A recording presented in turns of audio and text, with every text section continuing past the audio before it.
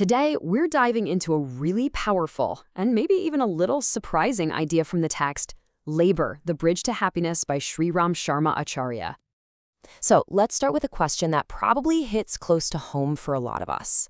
I mean, think about it. We're constantly engineering a world designed for total ease. We've got smart homes, delivery apps for everything, you name it. But are we actually more rested? Or, kind of weirdly, are we more burnt out than ever before? This is the big paradox we're going to unpack today. So here's our game plan. We'll kick things off with that modern paradox of work. Then we're going to flip the script and reframe labor as a forgotten blessing. After that, we'll dig into the fascinating history of why we try to avoid work. Then we'll get practical with a prescription for fulfillment and wrap it all up by asking, what does this mean for you?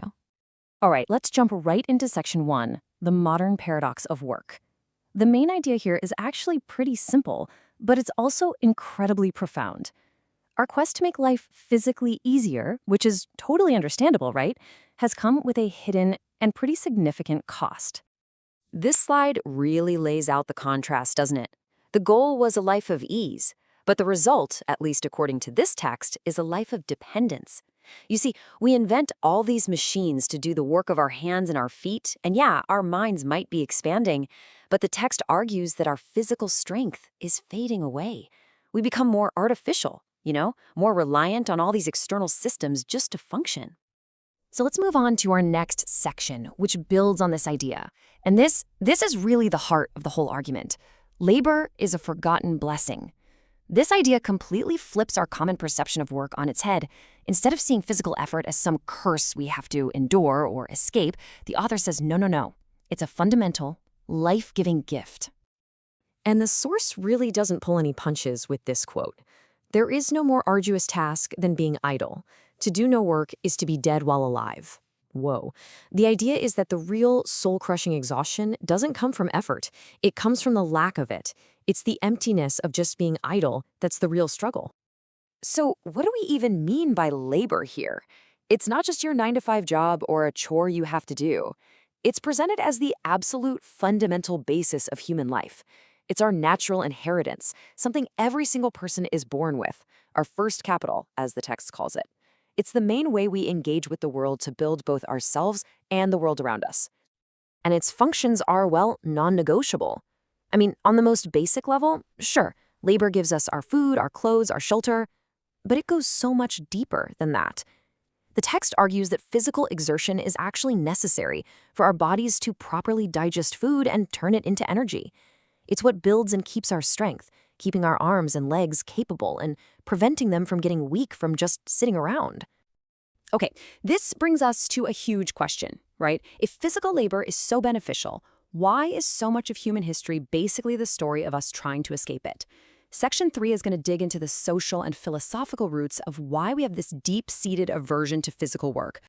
The source traces this really fascinating history of how elite classes have always justified not doing physical labor. And it wasn't just random excuses, it was a structured argument that changed over time.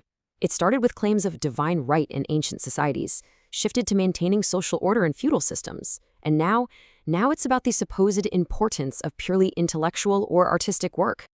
Let's look at the specifics here. In ancient India, you had scriptures suggesting some people were created from the head to do intellectual work, while others came from the feet to do labor. In feudal Europe, religion was often used to create a pretty similar hierarchy. And today, the justification is a little different.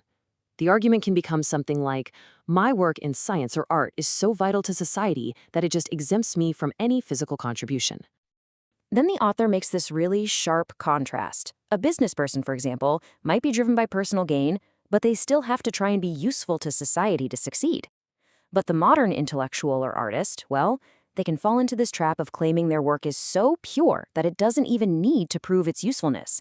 And this highlights a potential disconnect from real-world, tangible benefits. Okay, so we've looked at the problem and we've walked through the history. Now for the good part, the solution. Section 4 gives us a prescription for fulfillment. How do we bring this forgotten blessing back into our modern, often screen-filled lives? The text uses this absolutely perfect metaphor for this. It argues that we try to fix our burnout with all these artificial fixes, like energy drinks or just passively binging another show. These are like chemical gases in a sealed room. The authors suggest the simple, natural solution is right there in front of us. Just open the window by getting into some real physical work. So, what does opening the window actually look like in practice? The prescription is pretty straightforward. First, you reevaluate what leisure means. You swap some of that passive entertainment for productive physical activity. The idea isn't to quit your day job, it's just to set aside maybe 1 to 2 hours a day for something tangible, like gardening, woodworking, or even some small-scale farming. And this isn't just some abstract philosophical idea. The text gives us a fantastic real-world example. The respected social reformer Sant Vinoba Bhave gave this exact advice to India's very first Prime Minister, Jawaharlal Nehru, a guy who was under an unimaginable amount of stress, dealing with huge national and international problems. Now, you might be thinking, adding farming to a 15-hour workday, that's insane. But look at the result described in the text.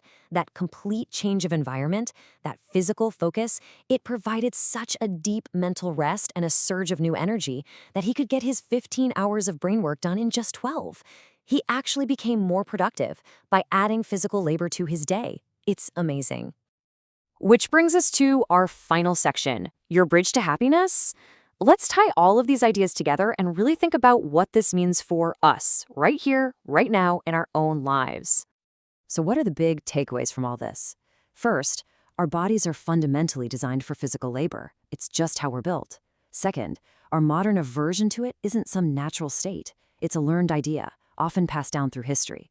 Third, mindful physical work gives you genuine mental rest and creates real value. And finally, and this is so important, it's not about quitting your job to become a farmer. It's about integrating a different, more tangible kind of effort into your life. And that leaves us with this one last thought, taken right from the source's title. If labor really is the bridge to happiness, connecting our minds and our bodies, ourselves and our communities, then the question for all of us is, what will you build today?